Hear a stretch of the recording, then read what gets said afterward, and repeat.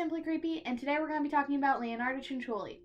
This case involves a little bit of cannibalism and a mother's deadly love. So, let's get into it. Real quick before we start this video, guys, I just wanted to let you all know, my dog's here, so if you hear any chewing or anything in the background, that's him.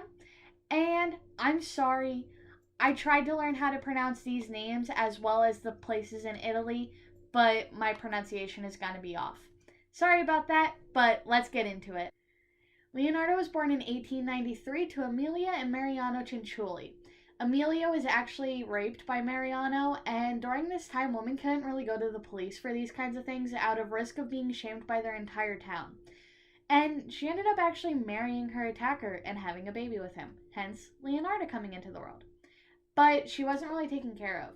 Amelia ended up resenting Leonarda for pretty much her whole life, and both parents were very emotionally neglectful towards Leonarda. There is some evidence, but I haven't been able to find a whole lot of information on it, that Leonarda actually attempted suicide twice while she was younger. And in 1914, she would marry a registry office clerk named Raphael Pansardi, but her parents were not very happy about this. They, in fact, had already arranged a marriage for her to another man that lived in the town, and ended up kicking Leonarda out of the house immediately. She was not allowed to step foot back in as soon as they found out. Leonarda actually claimed that her mother cursed her and her new husband and only wanted negativity to come into their lives. And honestly, it kind of seems like that's all Leonarda ever got after this. And before this, actually. But let's start getting into it. Leonarda would be arrested for fraud in 1927, and shortly after that, they would proceed to move. And it was because Leonarda felt shame and didn't want to be in the town anymore where everyone knew what she had done and what she was arrested for, and that she was even arrested.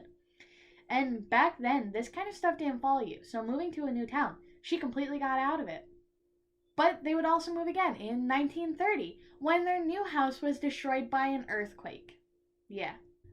This final move would take them to Correggio, Italy, where Leonarda would be able to open up a small shop and create a new life for herself, where she was known as a very kind and caring woman as well as a devoted mother. In Leonarda's life, she would become pregnant a total of 17 times, 3 of them being miscarriages, 10 dying while they were still very young, and 4 surviving. Of these 4 children, Leonarda became very protective of them and made sure to take good care of them, because she always wanted kids, and she wanted to take care of them and raise them better than she had been raised herself. This love for her children ended up taking her to a fortune teller, who told her even though she would have many children in her lifetime, they would all die before her. Yeah, that freaked Leonarda out, especially in 1939, when her son Giuseppe, whom many people believed to be her favorite child, ended up being drafted into the war. Once she received this news, she sought the help of another fortune teller, who ended up reading her palms, and she said, "In your right palm, I see a prison. In your left, I see a criminal asylum," which, shocker, would later end up happening.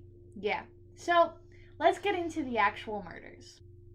Leonarda decided to choose Giuseppe over herself, and even though she knew the consequences, she decided that no matter what they were, Giuseppe was more important than them. So she decided that she was going to sacrifice someone else to take Giuseppe's place and dying, basically. So let's get into the first murder. Her first victim was an older unmarried woman named Faustina Setti. Now, Faustina was really looking to find a husband. She just wanted to settle down and get married. So Leonarda told her that she had to move to Pola. And she also convinced her not to tell her family and friends that she was leaving, and to instead write postcards which she would send once she got there. And Faustina went along with it. She was like, okay, I'm down, sounds good, we'll make it happen. And before she left, she decided to stop by and thank Leonarda for all her help. And while she was there, Leonarda gave her a glass of wine to celebrate. And in that wine was some crushed pills that Leonarda had put in earlier. Faustina ended up passing out, and Leonarda ended up writing a detailed account of what happened in her memoir, An Embittered Soul's Confession. "I threw the pieces into a pot, added 7 kilos of caustic soda, which I had bought to make soap, and stirred the whole mixture until the pieces dissolved in a thick, dark mush that I poured into several buckets and emptied into a nearby septic tank. As for the blood in the basin, I waited until it had coagulated, dried it in the oven, ground it up, and mixed it with flour, sugar, chocolate, milk, and eggs, as well as a bit of margarine. Kneading all of the ingredients together, I made lots of chunky tea cakes and served them with the ladies who came to visit, though Giuseppe and I also ate them. Yeah, so that's where the cannibalism comes in. Yeah, she's not really cutting up the bodies or anything and keeping them, but it's still considered cannibalism. She is still eating the blood and making it into tea cakes. Yeah. But she decided that this was not good enough, and she was still really worried about Giuseppe. So she decided that she needed to take another life, and this would come back to her fortune telling. Her next victim would be Francesca Silvi. And poor Francesca was still looking for help, just like Faustina. But instead of looking for a husband, she was actually looking for a new job. She was a teacher down on her luck, and she decided to go to Leonarda for some help. And Leonarda took full advantage. Leonarda would tell Francesca that she actually found a school for girls in Pienza that was looking for a teacher.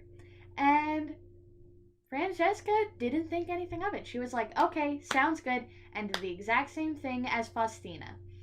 And she ended up losing her life for it.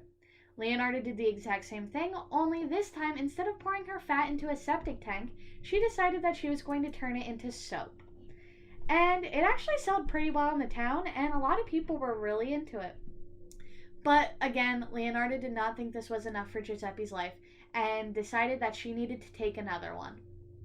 Leonarda's victim would be Virginia Cacioppo.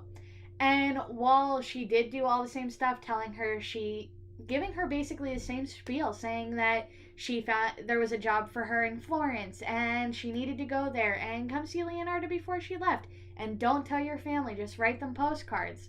This time, it would not work out.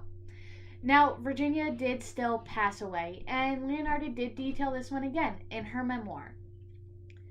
She ended up in the pot, like the other two. Her flesh was fat and white. When it had melted, I added a bottle of cologne, and after a long time on the boil, I was able to make some acceptable creamy soap. I gave bars to the neighbors and acquaintances. The cakes, too, were better. That woman was really sweet. Yeah. So, Leonarda's downfall would actually come from Virginia's sister-in-law, who was kind of known in the town for being a little bit nosy. Yeah. So, not only on the night that Virginia went missing did she follow Virginia and see her go to Leonarda's house, but she also did not believe the letter that had been sent saying Virginia was in Florence. And she decided to call the police, who started an investigation. They ended up finding a lot of evidence, and Leonarda did not confess right away. In fact, she tried to hide it, until police let it slip that they were thinking Giuseppe was either the murderer or involved in the murders. And as soon as Leonarda heard that, she needed to confess. She went to the police, she said it was all her, and that she did it by herself, because she needed to save her baby Giuseppe.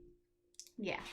Throughout the trial, Leonarda showed no remorse, going as far to even correct the official account while she was on the stand, saying, I gave the copper ladle which I used to skim the fat off the kettles to my country, which was so badly in need of metal during the last days of the war. And she seemed prideful while saying it. Yeah, this woman showed absolutely no remorse the whole trial. All she cared about was her son Giuseppe, and making sure that he lived. In the end, she was sentenced to 30 years in prison, as well as 3 years in a women's criminal asylum, where she would end up dying of cerebral apoplexy during her last year at the asylum at the age of 79 on October 15th, 1970. You can also find her collection of axes, as well as the vat she used to boil her victims, at the Criminology Museum in Rome. So, I think this case is very interesting, and I'd really like to know what you guys think, so let me know down in the comments. If you had a son that a fortune teller told you was going to die before you would you start killing people to keep his life out of the afterlife? Let me know. Bye, guys.